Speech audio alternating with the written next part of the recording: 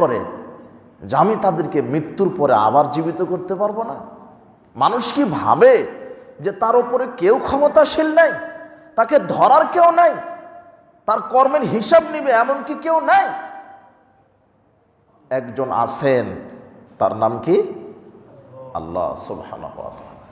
আপনি মনে করেন না যে আমার উপরে কেউ নেই, আমাকে কেউ দেখছে না।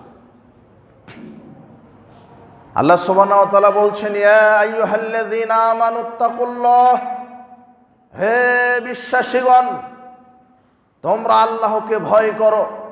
ওয়াল তানজুর নাফসুম মা কদ্দামাত লিগাদিন, আল্লাহ সুবহানাহু ওয়া তাআলা বলছেন প্রত্যেকের এটা ভাবা উচিত সে আল্লাহর জন্য পরকালের জন্য কি উপার্জন করেছে, কি করছে, এটাকে আমি ভাবি। আল্লাহ নিজে বলছেন প্রত্যেকের এটা ভাবা উচিত যে আগামীকাল যে থাকবে সে, আগামীকাল বলতে এখানে বিচারের মাঠকে আল্লাহ বুঝিয়েছেন। আমি বিচারের মাঠের জন্য কি আমল করলাম, কি কর্ম করেছি।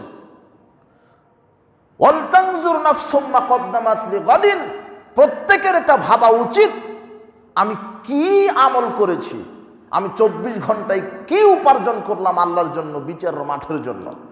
আপনি কি করলেন? আল্লাহ সুবহানাহু ওয়া তাআলা বলছেন, ওয়াকিমুস সালাতা ওয়া আতুজ যাকাত, পৃথিবীর মানুষ তোমরা সালাত আদায় করো, যাকাত প্রদান করো। ওমা তুকদ্দিমু লিআনফুসিকুম মিন খায়রিন তাজিদুহু ইনদাল্লাহি, আল্লাহর কাছে যত আমল আগে প্রেরণ করতে পারবে সেগুলি পুরস্কার হিসেবে আল্লাহর কাছে পাবে।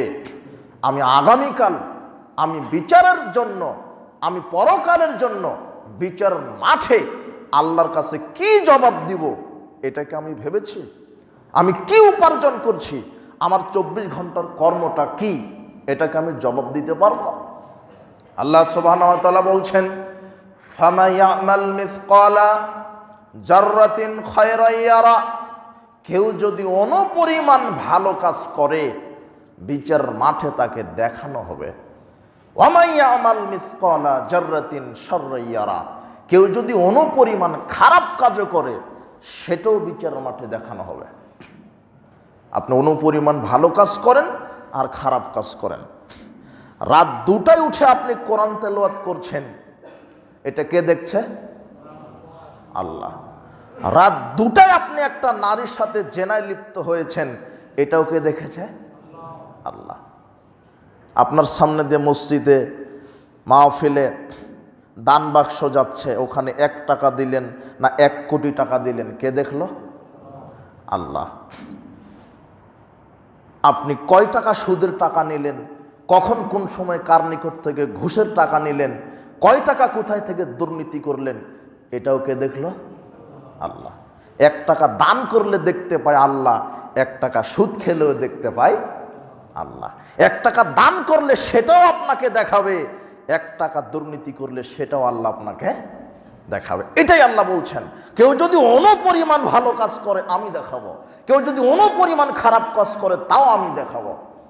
লোকমান হাকিম তার ছেলেকে বলছে, ইয়া বুনাইয়া, হে আমার সন্তান, ইন্নাহা ইন তাকুম মিসকালা হাববাতিন মিন খারদালিন ফাতাকুম ফি সাখরাতিন আও ফিস সামাওয়াতি আও ফিল আরদি, যদি আকাশ জমিন পাথরের নিচে অনুপরিমাণ জিনিসও যদি থাকে গোপনে, ইয়াতি বিহাল্লাহ, আল্লাহ সেটা উপস্থিত করবেন। কাজেই তুমি ভালো করো, ভালো আমল করো, অনুপরিমাণ যদি ভালো আমল করো সেটাও আল্লাহ দেখাবেন, অনুপরিমাণ খারাপ আমল করলেও সেটা আল্লাহ দেখাবেন। আপনি কি করছেন, আপনি 24 ঘন্টায় কি করছেন? আল্লাহ বলছেন প্রত্যেকটা ব্যক্তির এটা ভাবা উচিত আমি কি আমল করছি, আমি কি উপার্জন করছি পরকালের জন্য, আমি 24 ঘন্টায় কি করলাম। আল্লাহ সুবহানাহু ওয়া তাআলা বলছেন, ওয়া কুল্লু ইনসানিন আলজামনাহু তায়রাহু ফি উনুকিহি, প্রত্যেকটা মানুষের কর্মকে আমি প্রত্যেকটা মানুষের তার গলার সাথে ঝুলিয়ে রেখেছি। আপনি 24 ঘন্টাতে যে আমলই করছেন সে আমলটা কার সাথে ঝুলিয়ে রাখা হচ্ছে? আপনি কি বুঝতে পারেন? আল্লাহ সুবহানাহু ওয়া তাআলা বলছেন যে মানুষ যে আমলই করছে আপনি রাতে তাহাজ্জুদ পড়লেন, এই আমলটা গলার সাথে ঝুলিয়ে রাখা হলো। আপনি রাতে কোরআন তেলাওয়াত করলেন, এই আমলটা রাতে ঝুলিয়ে রাখা হলো গলার সাথে আপনার। আপনি 1 টাকা দান করেছেন, এটা এই কর্মটা গলার সাথে ঝুলিয়ে রাখলেন। নুখরিজু লাহু ইয়াওমাল কিয়ামা কিতাবান ইয়ালকাহু মানশুরা। আল্লাহ বলছেন এই কর্মটা আমি বিচার দিনে কিয়ামতের মাঠে কিতাব আকারে তার সামনে আমি উপস্থিত করব। সে তার কর্ম, সেই কিতাব উন্মুক্ত আমার কাছে পাবে। আপনি যা করছেন পৃথিবীতে, যত কর্ম করছেন, ভালো কর্ম করেন আর মন্দ কর্ম করেন, সেটা কোথায় সঙ্গে সঙ্গে ঝুলিয়ে রাখছেন আল্লাহ? এটা কিভাবে? ওই যে ছোট্ট একটা মেমোরি কার্ডে সারা পৃথিবীর সবই ঢুকানো সম্ভব হচ্ছে, তাই না? তো এটা যদি মানুষের দ্বারা সম্ভব হয়, তো প্রত্যেকটা মানুষের গলার সাথে মানুষের কর্মটা ঝুলিয়ে রাখছেন। কিভাবে রাখছেন সেটা কে জানে? আল্লাহ।